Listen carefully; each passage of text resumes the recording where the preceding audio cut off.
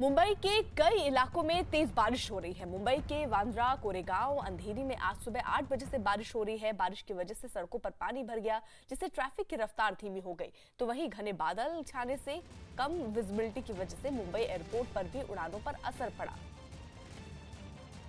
तो मुंबई में बारिश के कारण यातायात प्रभावित हुआ, उड़ानें प्रभावित हुई और साथ ही साथ लोगों को दिक्कतों का सामना भी करना पड़ रहा है। कई जगहों पर हम गाड़ियों को तस्वीरों में भी आप देख पा रहे होंगे, गाड़ियां थम गई। यानी मुंबई जो रफ्तार के लिए जानी जाती है वो मुंबई थमी हुई नजर आ रही है, क्योंकि आज सप्ताह के पहले दिन जिस तरीके की बारिश हुई, जिसके कारण लोगों को काफी दिक्कतों का सामना करना पड़ा। हालांकि खराब मौसम की वजह से कई उड़ानों को भी रोका गया है।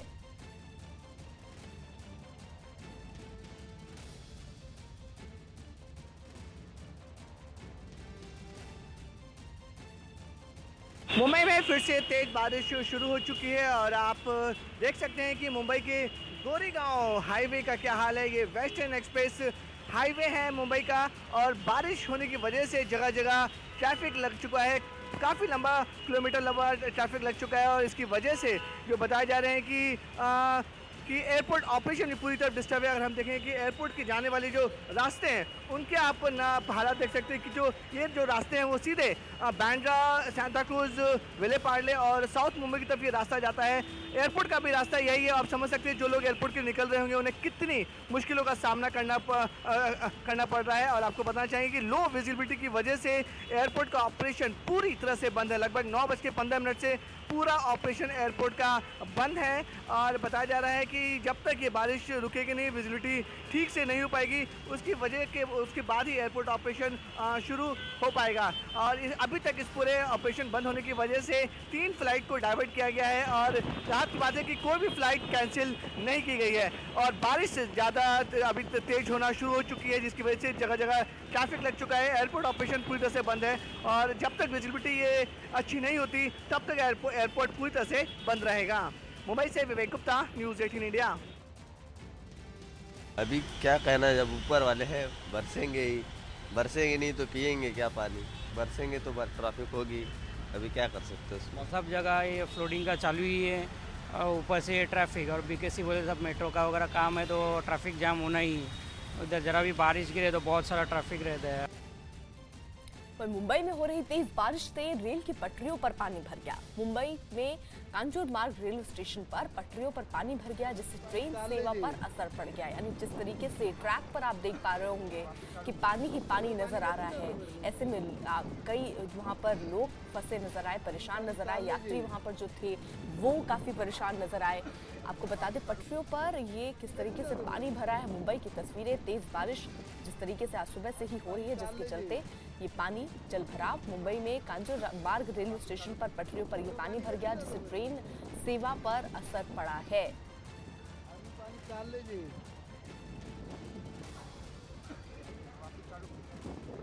हालांकि अभी भी मुंबई की कई जगहों पर तेज बारिश हो रही है, जिसके कारण यातायात की समस्या भी लोगों को उससे भी दो चार होना पड़ रहा है। मुंबई के बांद्रा में भारी बारिश की वजह से सड़कों पर पानी भर गया। बांद्रा के कला नगर में सड़क पर गाड़ियां रेंगती नजर आई। आलम यह है कि लोगों को दिन में ही गाड़ियों की हेडलाइट जलाकर चलना पड़ रहा है।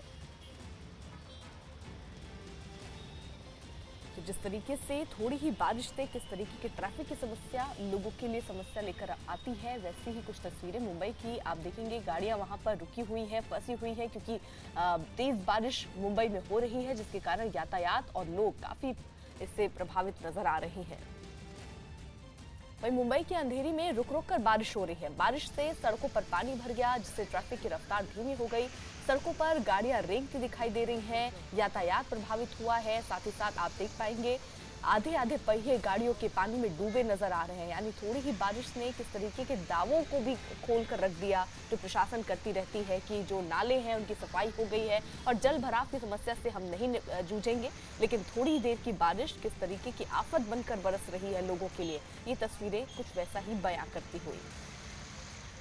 तो अंधेरी मुंबई की ये तस्वीरें, जहां पर यातायात इससे बाधित हुआ, गाड़ियों की जो रफ्तार है वो धीमी हो गई। आधे आधे पहिए आप गाड़ियों के देख पा रहे होंगे पानी में डूबे नजर आ रहे हैं।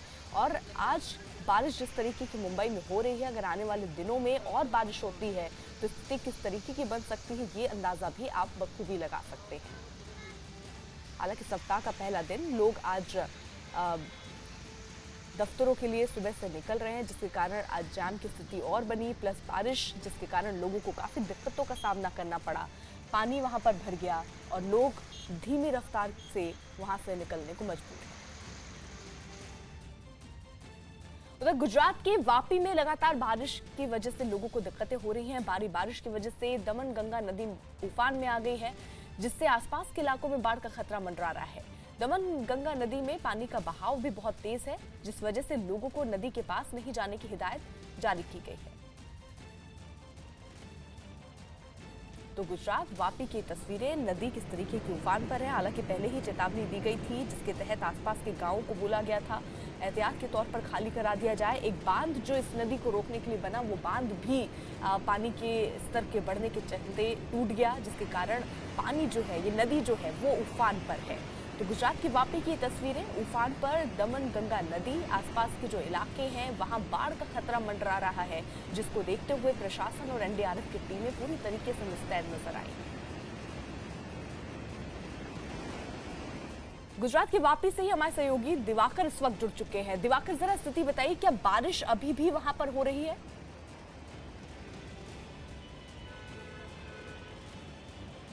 देखिए अर्पिता, वापी में जो है काले बादलों और सूरज के बीच जो है जबरदस्त प्रतियोगिता चल रही है। कुछ देर के लिए बारिश हो रही है, फिर हल्की सी धूप आ जा रही है, फिर बारिश हो रही है, फिर हल्की सी धूप आ जा रही है। लेकिन जो बारिश हुई है, करीब 2 मिनट पहले बंद हुई है बारिश, उसके बाद जो स्थिति है देखिए मेरे पीछे, पानी जो है वो रोड पर लगा हुआ है और पानी निकल नहीं रहा है। बारिश बंद होने के बाद पानी नहीं निकल रहा है। और ये पानी क्यों नहीं निकल रहा है, हम आपको एक स्थिति दिखा देते हैं। सामने एक देखिए गटर है, यहाँ पे देखिए पूरा टूटा हुआ है, गटर का हिस्सा पूरा जो ढक्कन है वो टूटा हुआ है और टूटने के चलते जो अंदर जो है जो नाला है वो पूरा भरा हुआ है। इसके चलते जो है पानी निकलने में दिक्कत हो रही है और इसीलिए जो है पानी निकल नहीं पा रहा है। आप देखिए तमाम जो तस्वीरें यहाँ पे आप देखिए पूरा टूटा हुआ है। मैं एक बार कहूंगा कि तस्वीरें देखिए पूरा टूटा हुआ है और इसीलिए गटर पूरा भरा हुआ है और इसलिए पानी नहीं निकल रहा है। तो यही स्थिति है फिलहाल जो है वापी में जो है रुक रुक के बारिश हो रही है, तेज बारिश हो रही है, लेकिन बीच में हल्की सी धूप के चलते जो है बारिश रुक जा रही है, फिर बारिश हो रही है। तो कहीं ना कहीं अगर मौसम विभाग का आंकड़ा देखें तो शनिवार सुबह से लेकर रविवार सुबह तक कुल 10 इंच तक यानी खतरनाक बारिश हुई थी। लेकिन रविवार की सुबह 6 बजे से लेकर अगर सोमवार की सुबह 6 बजे का आंकड़ा देखें मौसम विभाग का तो आधी यानी 5 इंच बारिश हुई है। तो कहीं ना कहीं वापी में थोड़ी दो लोगों को राहत जरूर है, क्योंकि जब बारिश हुई थी शनिवार के दिन काफी तेज, तो उस दिन जो है उमरगांव एरिया या फिर धर्मपुर एरिया या फिर जो रमजानवाड़ी है, ये तमाम इलाके जो है पूरी तरह से जलमग्न हो गए थे और जो नदियां हैं वो उफान पर बह रही थी। लेकिन जिस तरह से अभी रुक रुक के बारिश और हल्की बारिश है पिछले दिनों के मुकाबले, वो कहीं ना कहीं थोड़े गुजरात के लोगों की खबर है, लेकिन पानी निकल नहीं रहा है। जो पानी जमा हो रहा है सड़कों पर वो निकल नहीं रहा है और उसके चलते ट्रैफिक की समस्या भी पैदा हो रही है। अर्पिता, बिल्कुल दिवाकर, जिस तरीके की स्थिति आप दिखा रहे हैं, आपने एक रिपोर्ट जो भेजी है, किस तरीके के हालात वापी में, पहले वो भी देख लेते हैं। गुजरात के वापी में कल दोपहर से बारिश ना होने के चलते लोगों को थोड़ी राहत जरूर मिली है, लेकिन नदियां जो है वो पूरे उफान पर हैं और खतरे के निशान से ऊपर बह रही हैं। मैं इस वक्त वापी की एक बड़ी नदी दमन गंगा नदी के ठीक सामने खड़ा हूं। आपको ये नज़ारा देख के समझ आ रहा होगा कि जो नदी इतने खतरनाक तरीके से बह रही है, खूबसूरत नज़ारा जरूर है लेकिन साथ ही साथ खतरनाक है। जो बांध है वो बनाया गया था रोकने के लिए, जो पानी का लिमिट होता है उसको तोड़कर जो है पानी ऊपर से देखिए कितने खतरनाक तरीके से बह रहा है और पानी बहने के साथ साथ जो नीचे पानी उतर रहा है वो पूरे इलाके को कवर करने में लग गया। आप देखिए इस तरह का जो खतरनाक नज़ारा है। मैं बिल्कुल ठीक किनारे खड़ा हूँ और किनारे में देखिए ये जब मैं आया था तो यहाँ पे खाली था, लेकिन धीरे धीरे जिस तरह से पानी की स्पीड बढ़ी है उसके चलते जो है ये पानी जो है फिर से भरने लगा है चारों इलाकों में, क्योंकि जब लिमिट से बाहर आ रही है। ऐसा बताया जा रहा है कि मधुबन डैम से जो पानी छूटा गया, ओवरफ्लो जो हुआ है, उसके चलते वो पानी जो है दमन गंगा नदी में आया है और दमन गंगा नदी में जो है यहाँ पर आप देखिए पूरा जो इलाका है पूरा पानी से फिर से भरने लगा है। ये पूरा इलाका खाली था, लेकिन देखिए किस तरह की स्पीड से पानी भर रहा है यहाँ पर देखिए थोड़ी ही देर में ये पूरा इलाका फिर से जलमग्न हो जाएगा और काफ़ी पानी जो है वो तेज बहाव के साथ बढ़ रहा है। और फिर इसका मतलब ये है कि आने वाले जो सामने इसके गांव हैं जो आगे बढ़ेगा ये पानी, उन गांवों में फिर से पानी भरने का खतरा मंडराने लगा है। बारिश भले नहीं हो रही है लेकिन खतरा अभी तक टला नहीं है, क्योंकि देखिए नदी का जो आप बहाव देख रहे हैं ये बहाव जो है कहीं ना कहीं खतरे की घंटी बजा रहा है गुजरात और गुजरात वापी के लोगों के लिए, वलसाड के लोगों के लिए। आप देखिए इतने खतरनाक तरीके से बह रही है, बांध को तोड़कर जो है वो नदी बह रही है और यही नदी, यही पानी जो है धीरे धीरे पूरे ये जो एरिया है उसको कवर करने लगा है और कवर करने के बाद आगे बढ़ेगा तो गाँव को में घुसेगा और गाँव में फिर से वही स्थिति पैदा होने का खतरा है। अब ऐसे में फिलहाल राहत तो यही है, लेकिन मौसम विभाग का जो अनुमान है कि आने वाले 48 घंटों में वापी और वलसाड के साथ साथ तमाम जो गुजरात के इलाके हैं, दक्षिणी इलाके हैं, वहाँ पर तेज बारिश होगी। और तेज बारिश होने का मतलब ये है कि जिस तरह की स्थिति इस वक्त यहाँ पर है उसे देखकर यही समझा जा सकता है कि आने वाले समय में अगर बारिश हुई तो क्या स्थिति वापी और गुजरात में पैदा हो सकती है।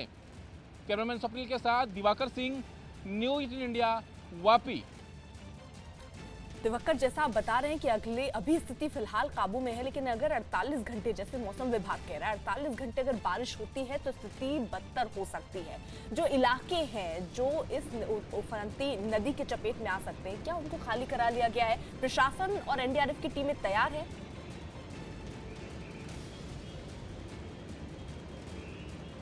बिल्कुल अर्पिता, जिस तरह की स्थिति कल पैदा हुई थी, करीब सुबह 6 बजे से लेके और 12 बजे के बीच में देखें दोपहर तक तो काफ़ी ज़्यादा बारिश हुई थी। 10 इंच के आसपास बारिश हुई थी और कई गांवों में पानी भर गया था। मैंने आपको जैसे बताया कि उमर गांव जो एरिया था सबसे ज़्यादा बारिश वहीं हुई थी, क्योंकि उमर गांव एरिया ऐसा लो लाइन एरिया है और उसके पीछे फिल्म सिटी है। फिल्म सिटी के चलते जो पानी है वो सीधा वहाँ से उस गाँव की तरफ आ रहा था और इसीलिए जो है वहाँ पे पूरे घरों में पानी घुस गया था। वैसा ही एरिया जो है रमजानवाड़ी है, रमजानवाड़ी खाड़ी का एरिया है और वहाँ पे तमाम बिल्डिंगें हैं और बिल्डिंगों के चलते सबसे जो हमारी बातचीत हुई थोड़ी देर पहले उसमें ये कहना था कि भाई उनको डर लगने लगा है क्योंकि बिल्डिंग गिरने का खतरा है, खाड़ी का इलाका है, मिट्टी खसक सकती है। तो ऐसे में जो है जो ये प्रशासन है उन्होंने एहतियात के तौर पर जो है कई गाँवों को खाली करा दिया है, लेकिन एनडीआरएफ को भी अलर्ट पर रखा गया है। प्रशासन पूरी तरह से अलर्ट है ताकि कल जैसी स्थिति अगर दोबारा पैदा होती है, क्योंकि मौसम विभाग ने जो अनुमान व्यक्त किया है कि 48 घंटे में बारिश तेज होगी और उसको देखते हुए प्रशासन ने तैयारी कर ली है, लेकिन जिस तरह की कल की तैयारी कहीं नाकामयाब साबित हुआ था प्रशासन, उसमें कहीं ना कहीं सबक लिया है और एनडीआरएफ को एहतियातन जो है अलर्ट पर रखा गया ताकि किसी भी प्रकार की स्थिति हो तो लोग फंसे हों तो उन्हें रेस्क्यू किया जा सके। तो फिलहाल यहाँ स्थिति यही है कि हल्की बारिश हो रही है, रिमझिम बारिश जरूर है, थोड़ा सी स्पीड में जरूर आ रही है, लेकिन जिस तरह से कल बारिश हो रही थी पूरी स्पीड के साथ लगातार बारिश होती रही, वैसी बारिश आज वापी या वलसाड के इलाकों में नहीं है और यही राहत की खबर है गुजरात या दक्षिण जो गुजरात का एरिया है उन लोगों के लिए। दिवाकर, आप नजर बनाए रखिए, पल पल की अपडेट आपसे लेते रहेंगे। बहरहाल बहुत बहुत शुक्रिया। गुजरात के वापी में आज सुबह से बारिश हो रही है। बारिश की वजह से कई इलाकों में पानी भरा, जिससे सड़कों पर ट्रैफिक की रफ्तार जो है वो धीमी हो गई। मौसम विभाग ने अगले कुछ घंटों तेज बारिश का अनुमान जताया है। वापी में बारिश ने एक बार फिर से रफ्तार पकड़ी है और धीरे धीरे रिमझिम बारिश तेज हो रही है। मैं इस वक्त वापी के गुंजन इलाके में हूँ और आप देख सकते हैं कि यहाँ पे रिमझिम बारिश काफ़ी तेजी से हो रही है और धीरे धीरे ये स्पीड पकड़ रही है। इस बारिश के चलते आप देखिए सड़कों पर जो है वो पानी लग चुका है, लगभग आधी सड़कें जो है वो पानी में हैं। आप देख सकते हैं यहाँ पे तस्वीरें, यहाँ पे साफ तौर पर कल दोपहर से बारिश बंद थी, लेकिन थोड़ी देर पहले 15-20 मिनट से ये बारिश फिर से रिमझिम तरीके से शुरू हुई है और धीरे धीरे ये स्पीड पकड़ रही है। मौसम विभाग का अनुमान ये है कि आने वाले 48 घंटे में वापी और वलसाड के इलाकों में और साथ ही साथ दक्षिण गुजरात के अन्य इलाकों में जो है वो काफ़ी तेज बारिश होगी और उसी के चलते यहाँ पे देखिए धीरे धीरे जो बारिश है वो काफ़ी तेज हो रही है। हालांकि राहत की ये बात है कि ये बारिश जो है जिस तरह से कल बारिश हुई उसकी तरह लगातार नहीं हो रही है, रुक रुक के हो रही है, लेकिन बारिश के चलते जो है इसी तरह के अन्य इलाकों में भी पानी जो है कहीं ना कहीं भरने लगा है। लेकिन इस तरह की आप देखिए ट्रैफिक पर उससे ज़्यादा असर पड़ रहा है, क्योंकि पानी भरने की वजह से ट्रैफिक आगे लगा हुआ है। आप देखिए इसी तरह का ट्रैफिक जो है वापी और वलसाड के इलाकों में आपको देखने को मिलेगा। गुजरात के वलसाड में हुई भारी बारिश की वजह से वहां निचले इलाके में पानी भर गया। उमर गांव में तो हालात ये हो गए कि लोगों को कमर तक भरे पानी में डूबकर चलने को मजबूर होना पड़ा।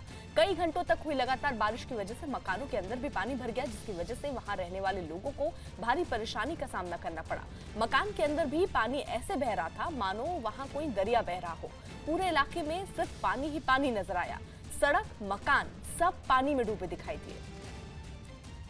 तो वलसाड की ये तस्वीरें गुजरात की, जहां पर पानी कमर तक भर गया। हालांकि यहां पर जो स्थिति है वो फिलहाल जब बारिश नहीं हो रही तो कुछ राहत लोगों को जरूर मिली है, लेकिन मौसम विभाग ने जैसी चेतावनी जाहिर की है कि आने वाले 48 घंटे लोगों के लिए और भारी हो सकते हैं, यानी बारिश और होगी। ऐसे में अगर कमर तक पानी भरा हुआ है और जो 48 घंटे और बारिश होती है तो ये पानी का स्तर कहां तक पहुंच सकता है, ये आप अंदाजा लगा सकते हैं। अभी आप तस्वीरें देख रहे होंगे, लोगों के घरों तक पानी भरा हुआ है और जो तस्वीर आप देख रहे हैं सड़क है, लेकिन ये शायद तालाब या नाला आपको लग रही होगी, लेकिन ये है दरअसल सड़क। लोग अपने घरों से निकलकर बाहर सड़क पर खड़े होने के लिए मजबूर हैं। गाड़ियां आधी डूबी हुई नजर आएंगी आपको। हालांकि यातायात पूरी तरीके से वहां पर ठप है। लोग अपने घर से अपने ही तरीके से पानी निकालने की कोशिश करते नजर आएंगे। वहीं गुजरात के नवसारी में भी भारी बारिश की वजह से कावेरी नदी का जो जलस्तर है काफी बढ़ गया, जिसके बाद प्रशासन ने लोगों से सतर्कता बरतने की अपील की। इस बीच मौसम विभाग ने भी वलसाड़, नवसारी, दमन, दादर और नगर हवेली में भारी बारिश की चेतावनी दी। ऐसे में मौसम विभाग लोगों के लिए जरूर जिस तरीके के अलर्ट की बात कर रहा है कि आप अलर्ट रहिए, आने वाले वक्त और बारिश हो सकती है। ऐसे में जो स्थिति है वो और ज़्यादा खतरनाक हो सकती है। कई जगहों पर बाढ़ का खतरा मंडराता हुआ नजर आ रहा है, क्योंकि कई नदियां जो हैं वो उफान पर हैं और इसे देखते हुए जो निचले इलाके हैं उन्हें खाली कराने के आदेश भी, निर्देश भी प्रशासन की तरफ से दिए गए हैं। तो गुजरात में किस तरीके से बारिश के चलते हाहाकार मचा हुआ है, कई निचले इलाकों में पानी अभी घुसता हुआ भी नजर आ रहा है और ऐसे में मौसम विभाग चेतावनी ये दिखा रहा है कि अगर बारिश होती है तो स्थिति और बद से बदतर हो सकती है।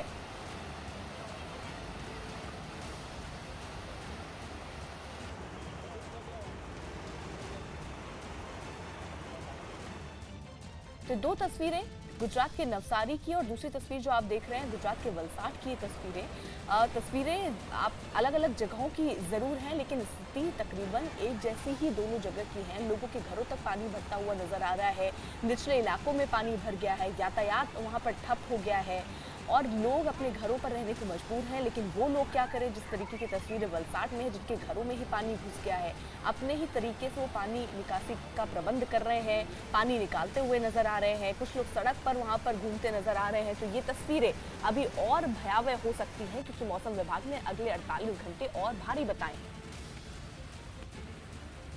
उधर बिहार के गया में बारिश की वजह से दीवार गिरने से वहां खेल रहे कई बच्चे बाल बाल बच गए। दीवार गिरने की पूरी घटना सीसीटीवी में कैद हो गई। दरअसल एक खाली पड़े जमीन की चार दीवारी बारिश की वजह से ढह गई। उस वक्त दीवार के दोनों तरफ कई बच्चे खेल रहे थे। गनीमत ये रही कि बड़े हादसे से पहले ही बच्चे वहां से निकल गए। जो तस्वीरें आप देख रहे हैं, 3 बच्चे जैसे ही वहां से गुजरते हैं ये पूरी की पूरी दीवार नीचे गिर जाती है। तस्वीर में अगर आप गौर करेंगे तो आप देखेंगे कि एक बच्चा उस दीवार पर खेलता हुआ भी नजर आ रहा था, उसी के पीछे एक और बच्चा था, लेकिन जैसे ही ये दीवार ढही वो बच्चा भी जमीन पर आकर गिर गया। गनीमत बस ये रही कि इस बच्चे को मामूली चोटें आई हैं और ये जो 3 बच्चे आपको तस्वीरों में नजर आ रहे हैं वो उस वक्त गुजर गए। अगर उनके ऊपर ये मलबा गिरता, ये दीवार गिरती तो एक बड़ा हादसा हो सकता था। यानी बाल बाल ये बच्चे बचे हैं। ऐसे में बारिश का वक्त और इस तरीके की इमारत कई जगह ढह रही हैं। एक बड़ा हादसा फिलहाल होने से बच गया। उत्तराखंड के रामनगर में भारी बारिश की वजह से नाले उफान पर आ गए, जिससे लोगों की परेशानी बढ़ गई। रामनगर से हल्द्वानी जाने वाले रास्ते पर एक बाइक सवार पानी के तेज बहाव के बीच फंस गया। कुछ लोगों ने रस्सी के सहारे बाइक सवार को बचा लिया। इस दौरान सड़क पर पानी ऐसे बह रहा था मानो वहां कोई नदी बह रही हो। इस बीच सड़क के दोनों किनारों पर लोगों की भारी भीड़ जुटी दिखी, जो पानी कम होने का इंतजार करते दिखे। हालांकि एक ऑटो वाला खतरा उठाते हुए पानी से डूबी सड़क को पार कर गया। वहीं मध्य प्रदेश के तेज बारिश की वजह से रतलाम में केदारेश्वर मंदिर में झरने का विकराल रूप देखने को मिला। बारिश से झरने में पानी का बहाव तेज हो गया, जिससे पूरे मंदिर परिसर में पानी भर गया। तो मध्य प्रदेश के कई जगह तेज बारिश का कहर वहां पर बरप रहा है। आप ये मंदिर की तस्वीरें, जहां पानी ही पानी आपको नजर आ रहा होगा, ये झरना जो है ये उफान पर, और किस तरीके से पानी जो है जल का स्तर वो बढ़ता हुआ नजर आ रहा है। पूरे मंदिर परिसर में आप पानी ही पानी देख पा रहे होंगे। मध्य प्रदेश के रतलाम की ये तस्वीरें।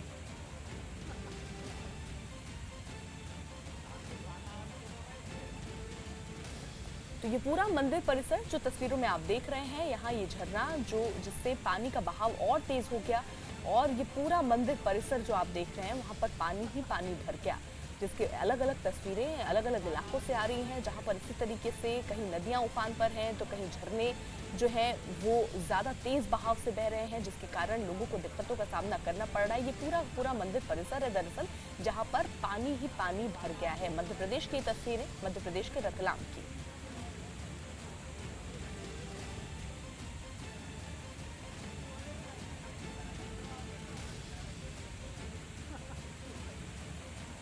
तो मध्य प्रदेश के रतलाम की ये तस्वीरें, किस तरीके से पानी का कहर मध्य प्रदेश को भी छूता हुआ नजर आ रहा है। कई जगहों पर ऐसे ही यातायात ठप है, सड़कों पर पानी भरा हुआ नजर आ रहा है। और ये जो तस्वीर आप देख रहे हैं, ये दरअसल एक मंदिर है। मंदिर का पूरा परिसर जो है वहां पर आप देख पा रहे हैं कि पानी ही पानी पूरे मंदिर में भर गया है। और आपको ये तालाब या नदी लग रहा होगा, लेकिन ये दरअसल है एक मंदिर, और इस पूरे मंदिर के परिसर में पानी ही पानी भर गया है। मनोज हमारे साथ, हमारे सहयोगी इस वक्त जुड़ चुके हैं। मनोज, जिस तरीके की तस्वीरें हम देख रहे हैं, मतलब अंदाजा लगाना भी यहाँ मुश्किल है कि ये कोई सड़क है, ये नदी है, या फिर ये मंदिर का कोई परिसर है।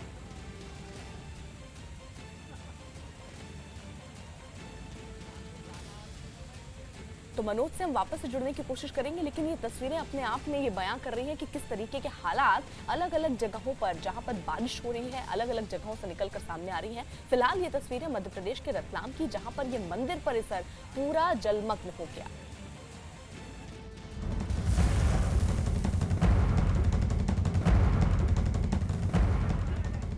और बड़ी खबर इस वक्त की, कांग्रेस ने अब कर्नाटक की सरकार को बचाने के लिए अपना एक आखिरी प्लान तैयार कर लिया है, जिसके मुताबिक कर्नाटक सरकार में कांग्रेस के पाले से जितने मंत्री बनाए गए हैं वो अपने पद से इस्तीफा देंगे, ताकि बागी विधायकों को कर्नाटक मंत्रिमंडल में जगह दी जा सके। हम आपको यह भी बता दें कि कांग्रेस के 10 ऐसे विधायक हैं जो बागी हो गए हैं, 3 जेडीएस के विधायक हैं, 13 इन विधायकों ने अपने पद से इस्तीफा दे दिया है।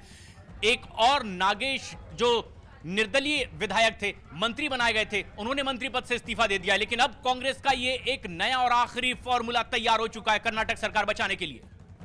तो कर्नाटक में कांग्रेस जो है पूरी जान फूंकने की कोशिश कर रहा है, हर दांव अपनाने की कोशिश कर रहा है कर्नाटक का संकट निपटाने के लिए। अब कांग्रेस ने बकायदा एक नया फॉर्मूला तैयार किया है, जिसके तहत कांग्रेस के सभी मंत्री इस्तीफा देंगे, जिसके कारण ये जो विधायक हैं जो बाकी तेवर अपनाए हुए हैं कांग्रेस के, उन्हें मंत्रिमंडल में जगह मिल सकती है। 2 फॉर्मूले पर दरअसल ये काम चलता हुआ नजर आ रहा है। पहला फॉर्मूला कि इन्हें मंत्री पद दिया जाए, जिसके कारण जो बागी तेवर है उन्हें खत्म किया जाए और उन्हें वापस सरकार में शामिल किया जाए। और दूसरा एक फॉर्मूला ये भी है कि इनके क्षेत्र में विशेष फंड देने की भी बात, या सूत्रों के हवाले से खबर आ रही है कि उनको भी एक फंड देने का फॉर्मूला भी हो सकता है। यानी ये 2 फॉर्मूले जिस पर कांग्रेस काम करते हुए नजर आ रही है। अनुराग ढांडा हमारे साथ, हमारे सहयोगी इस वक्त जुड़ चुके हैं। अनुराग, ये फॉर्मूला कितना काम कर जाएगा ऐसे में जब विधायक बात करने को तैयार नहीं है? कुछ विधायक सामने आ रहे हैं, वो कह रहे हैं कि भाई अब हम बहुत आगे निकल आए हैं, वापस नहीं आ सकते। तो ये जो 2 फॉर्मूले, एक मंत्रिमंडल में शामिल करना, दूसरा उनके क्षेत्र में विशेष फंड देना, क्या कांग्रेस की बड़ी रणनीति होगी विधायकों को वापस लाने के लिए?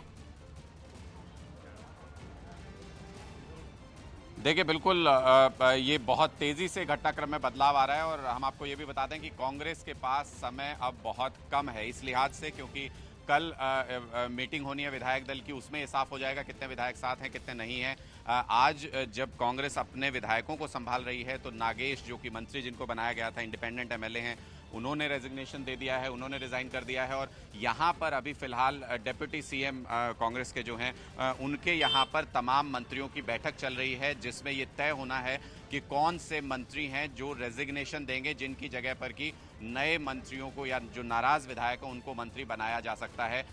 हमें जो जानकारी मिल रही है सूत्रों के हवाले से 6 से 7 मंत्री ऐसे हैं जो इस्तीफा दे सकते हैं और उसके बाद नए मंत्री उसमें शामिल किए जा सकते हैं। लिस्ट में मैं आपको बताऊं कि कृष्णा बैरेगौड़ा, यूटी कादर, प्रियांक खड़गे जो कि मल्लिकार्जुन खड़गे के बेटे हैं, और आरबी थिमापुर, ये 4 मंत्री हैं फिलहाल जिन पर नज़र है कि सूत्रों से जानकारी मिल रही है कि ये उस लिस्ट का हिस्सा हो सकते हैं जो 6 से 7 मंत्री इस्तीफा देने वाले हैं और जिनकी जगह पर नए मंत्री बनाए जाएंगे। ये तमाम जो हलचल आप यहाँ पर देख रहे हैं, ये लगातार यहाँ पर बनी हुई है पूरी मीडिया की नज़र। और ये नज़र इसलिए भी मैं आपको इस तरफ भी दिखाऊं, देखिए कि ये यहाँ पर घर में अगर आप अंदर देखेंगे तो बैठक हो रही है जिसमें केसी वेणुगोपाल, कांग्रेस के तमाम सीनियर लीडर्स मौजूद हैं, सिद्धारमैया मौजूद हैं, और जो तमाम जो मंत्री हैं उनसे ये चर्चा हो रही है कि क्या वो वॉलंटरीली इस्तीफा देंगे, उनको मंत्रिमंडल से हटाया जाए, किस तरह से वो पूरा प्लान होगा। और उसके बाद जो विधायक नाराज हैं, साथ में एक और जो सबसे महत्वपूर्ण बात है वो है बेंगलोर डेवलपमेंट अथॉरिटी, जो मिनिस्ट्री खुद डेप्यूटी सीएम के पास है, वो भी एक बड़ा मुद्दा है।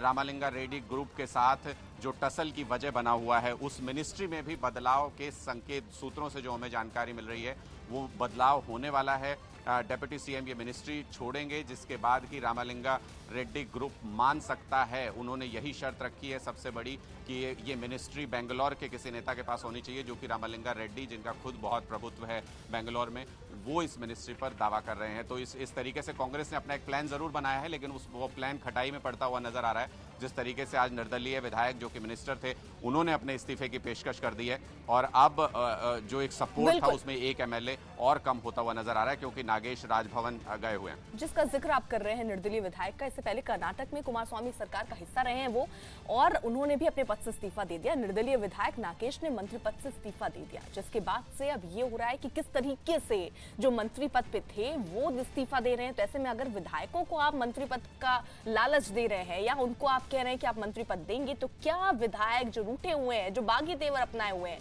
क्या वो मान जाएंगे? ये एक बड़ा सवाल है। अनुराग, क्या ये माना जाए? क्योंकि देखिए, अगर इस्तीफे की बात है और हर मंत्री इस्तीफा दे रहा है, तो क्या अब विधायकों से बात हुई होगी? क्या वो इस पर सहमति जता रहे हैं कि भाई अगर आप इस्तीफा दिलवाते हैं तो हो सकता है उनमें से कुछ विधायक वापस आए? ये बात होने के बाद ही इस्तीफे की पेशकश होगी या पहले ही अपनी तरफ से इस्तीफा देने की बात है? नहीं, देखिए, बिल्कुल बैक चैनल टॉक्स चल रहे हैं। जो भी बागी विधायक हैं, उन गुटों से, 2 गुटों में आप इसको देख सकते हैं बागी विधायकों को। एक गुट वो है जिसकी शिकायत है कि डेप्यूटी सीएम के पास जो बेंगलोर डेवलपमेंट अथॉरिटी है, वो डिपार्टमेंट बदला जाए। आप देखिए, मैं आपको दिखाऊं कि अब यहाँ पर हलचल तेज हो गई है, बैरिकेड्स लग गए हैं। इसका मतलब कि मीटिंग खत्म होने वाली है और यहाँ से अब तमाम मिनिस्टर्स निकलेंगे। यानी अब वो खबर आने में भी बहुत ज़्यादा देर नहीं है, जबकि ये पता चल जाएगा कि कौन कौन से मिनिस्टर्स हैं जो रिजाइन करने जा रहे हैं। हमको जो जानकारी है वो आज ही ये रेजिग्नेशन होने वाले हैं और उसी के लिए ये मीटिंग बुलाई गई थी। तो यहाँ पर तमाम जो बैरिकेड्स हैं वो लगा दिए गए हैं। मिनिस्टर्स अब बाहर निकलेंगे मीटिंग से। इसका मतलब ये तय हो चुका है कि कौन से मिनिस्टर्स हैं जो इस्तीफा देने वाले हैं। और जो आप बात कर रहे थे जिस तरीके से कि 2 गुटों में ये पूरी की पूरी समस्या है। एक गुट है जिसको बेंगलोर डेवलपमेंट अथॉरिटी की मिनिस्ट्री चाहिए, और दूसरा गुट है जिसको ये शिकायत है कि जो कम एक्सपीरियंस वाले नेता हैं उनको मिनिस्टर बनाया हुआ है और ज़्यादा एक्सपीरियंस वाले नेताओं को इग्नोर किया गया है। तो वो दोनों शिकायतों को पूरा करने की कोशिश कर रही है कांग्रेस। कहीं ना कहीं कामयाबी उसमें मिल सकती है अगर मिनिस्टर्स रेजिग्नेशन देते हैं आज और उसकी जगह पर एडजस्ट किया जाता है बागी विधायकों को। लेकिन हमको ये भी जानकारी है कि 1-2 मिनिस्टर्स ऐसे हैं कांग्रेस के जो रेजिग्नेशन नहीं देने पर फिलहाल अड़े हुए हैं, जिसकी वजह से कि ये पूरा फॉर्मूला पिछले 2 दिन से एग्जीक्यूट नहीं हो पा रहा है। कल ये तय हो गया था कि मिनिस्टर्स इस्तीफा देंगे, लेकिन 1-2 मिनिस्टर्स के अड़े होने की वजह से ये एग्जीक्यूट नहीं हो पा रहा है। और ये जो तैयारियां आप देख रहे हैं, ये शायद किसी सोल्यूशन की तरफ हमको ले जा सकते हैं कि मिनिस्टर्स अब बाहर निकलेंगे तो उसके बाद ये पता चलेगा कि कौन कौन से मिनिस्टर्स हैं जो आखिरकार रिजाइन कर रहे हैं। तो ये मुद्दा आज सुलझ सकता है, और अगर आज नहीं सुलझा तो फिर सरकार खतरे में है, क्योंकि इंडिपेंडेंट मिनिस्टर जो थे, जो कि सिर्फ 2 हफ्ते पहले जिनको मिनिस्टर बनाया गया था और इसी नाराजगी की वजह से बनाया गया था कि वो मिनिस्टर नहीं है, वो समर्थन नहीं देंगे सरकार को, वो भी आज रिजाइन कर चुके हैं। तो इस लिहाज से अगर देखें, नंबर्स पर बहुत पतली लकीर पर खड़ी हुई है ये सरकार। और अगर आज मिनिस्टर्स रिजाइन नहीं करते हैं,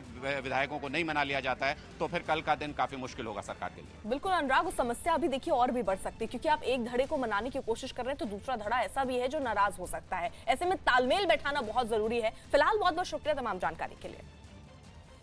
उत्तर प्रदेश में एक बड़ा हादसा हुआ जिसमें 29 लोगों की मौत की खबर आ रही है। आगरा में यमुना एक्सप्रेसवे पर एक बस नाले में गिर गई। बस में 44 लोग सवार थे। मौके पर राहत बचाव का काम जारी है। ये स्लीपर कोच बस थी और लखनऊ से दिल्ली जा रही थी। सीएम योगी ने घटना पर दुख जताया और डीएम और एसपी को घायलों के इलाज के लिए हर संभव मदद देने के भी आदेश दिए गए हैं। ये गाड़ी लखनऊ से निकल करके आनंद विहार जो दिल्ली में जा रहे थे, उस समय ये मुझे लगता है कि गाड़ी स्पीड में भी था और ड्राइवर नींद में आकर के गाड़ी को मोड़ दिया गया है और यहाँ आयतमापुर के पास जर्रा नाले में गिर चुका है। और इससे बहुत बड़ा दुखद घटना हुई है कि करीब 29 डेथ हुई है अभी तक। दुखदायी घटना है। घटना से दुखी भी हूँ और जो घटना में कई लोग 29 की संख्या ऐसी अभी तक का फिगर आ रहा है और वह सभी जो इस दुर्घटना में नहीं रहे उनको अपनी श्रद्धांजलि अर्पित करता हूँ।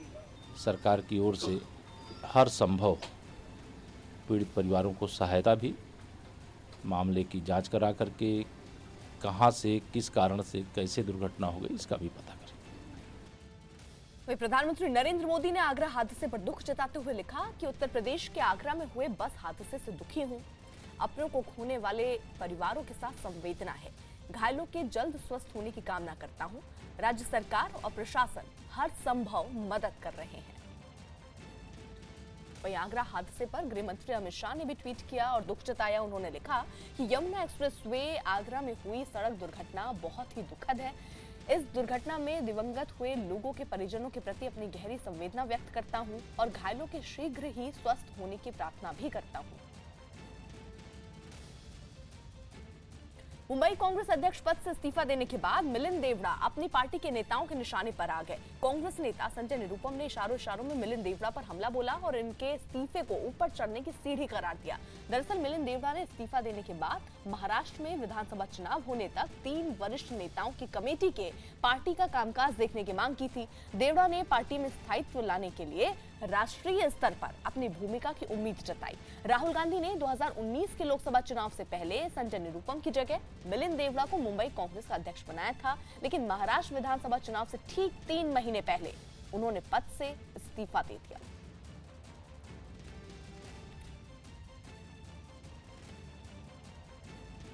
संजय निरुपम ने ट्वीट किया और लिखा कि इस्तीफे में त्याग की भावना अंतर्निहित होती है। यहाँ तो दूसरे क्षण नेशनल लेवल का पद मांगा जा रहा है। ये इस्तीफा है या ऊपर चढ़ने की सीढ़ी? पार्टी को ऐसे कर्मठ लोगों से सावधान रहना चाहिए।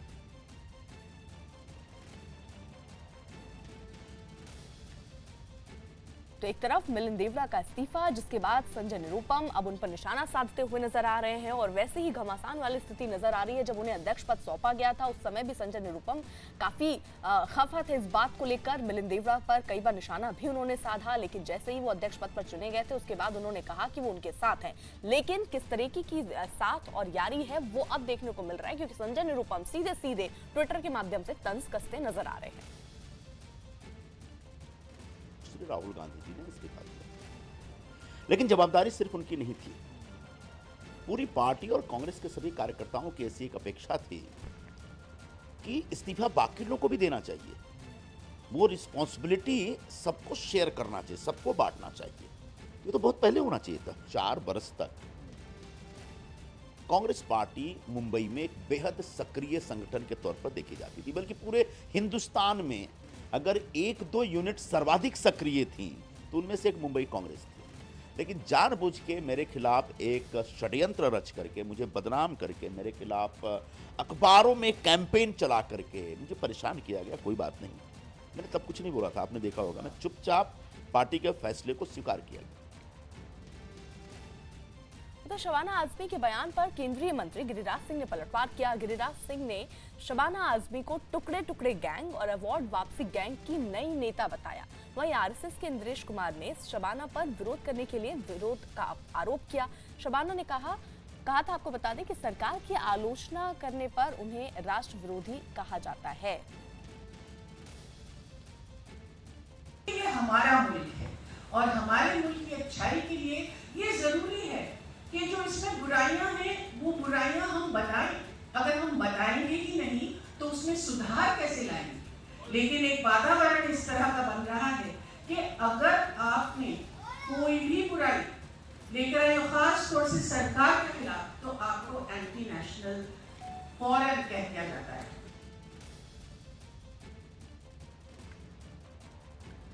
तो गिरिराज सिंह ने अपने ट्वीट में लिखा कि शबाना आजमी टुकड़े टुकड़े गैंग और अवार्ड वापसी गैंग की नई नेता हैं।